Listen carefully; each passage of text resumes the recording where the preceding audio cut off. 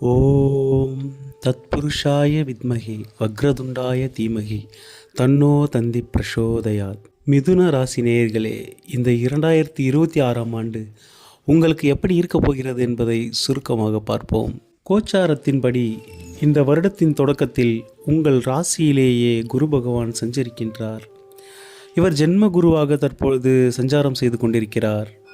2026ஆம் ஆண்டு ஜூன் மாதம் 2ஆம் தேதி வரை இவர் இங்கேயே சஞ்சரிப்பார். மிதுன ராசிக்கு 2ஆம் இடமான கடக ராசியில் குரு பகவான் உச்சம் பெறுவது மேலும் மேன்மையை உங்களுக்கு கொடுக்கும். தனம், குடும்பம், வாக்குஸ்தானம் மேன்மையடைவதால் உங்களுக்கு பல நற்பலன்களை குரு பகவான் கொடுக்கப் போகிறார். மிதுன ராசிக்கு 3ஆம் இடமான தைரிய வீரிய ஸ்தானத்தில் செம்பாம்பு என்று சொல்லப்படும் கேது பகவான் அவர்கள் சஞ்சரித்து கொண்டிருக்கிறார். இங்கு உள்ள கேது பகவான் உங்களுக்கு மனதில் தைரியத்தையும் முயற்சிகளில் வெற்றிகளையும் பெற்று தருவார். உங்களுக்கு 9ஆம் இடமான கும்ப ராசியில் ராகு பகவான் சஞ்சரித்து கொண்டிருக்கின்றார். இவர் இங்கு சஞ்சரிப்பதால் தந்தையுடன் சில மோதல் போக்கு ஏற்படும். குரு பகவானின் பார்வை 9ஆம் இடத்திற்கு இருக்கும் வரை ராகு பகவானின் தீமைகள் கட்டுக்குள் இருக்கும்.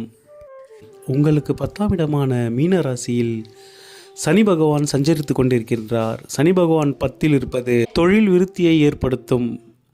இருந்தாலும் அலைச்சல், பணவிரயம் போன்றவை தவிர்க்க முடியாதவைகளாக இருக்கும். சனி பகவான் மற்றும் ராகு பகவான், கேது பகவான் இவர்கள் வருடத்தின் இறுதி வரை இதே இடத்தில்தான் சஞ்சரிக்கப் போகின்றனர்.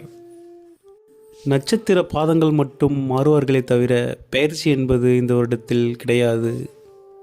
இந்த 2026ஆம் வருடத்தில் குரு பகவான் மட்டுமே பயிற்சி அடைகிறார். அவர் ஜூன் மாதம் 2ஆம் தேதிக்கு பிறகு கடகராசிக்கு பயிற்சியாகிவிடுவார். அக்டோபர் மாதத்தில் அவர் அதிசாரம் பெற்று சிம்ம ராசிக்கு சென்று பின் வக்ரம் பெற்று தன் இயல்பு நிலைக்கு திரும்புவார். இந்த வருடம் அதிக கெடுதல்களை கொடுக்கும் இடத்தில் எந்த வருட கிரகங்களும் சஞ்சரிக்கவில்லை. சனி பகவான் மற்றும் ராகு பகவானால் சிறு சிறு தொந்தரவுகள் ஏற்பட்டாலும் அதை சமாளிக்கும் வல்லமையை உங்களுக்கு கேது பகவான் கொடுப்பார். உச்சம் பெற்ற குரு பகவானின் 9ஆம் பார்வை உங்கள் கர்மஸ்தானம் எனும் 10ஆம் இடத்தில் விழுகிறது. அங்கு உள்ள சனி பகவான் கர்மக்காரகர் ஆவார். குருவின் பார்வையால் அவர் புனிதமடைகின்றார். உங்கள் தொழில், வியாபாரம், வேலை என அனைத்திலும் வெற்றியை காணப்போகிறீர்கள். இந்த வருடம் மிகவும் சிறப்பான ஒரு வருடமாகவே இருக்கப் போகிறது. உங்களுக்கு இதுவரை இருந்து வந்த அனைத்து தடைகளும் விலகப் போகின்றன. திருமணத்திற்காக காத்திருப்பவர்களுக்கு இந்த வருடம் திருமணம் நடைபெறும்.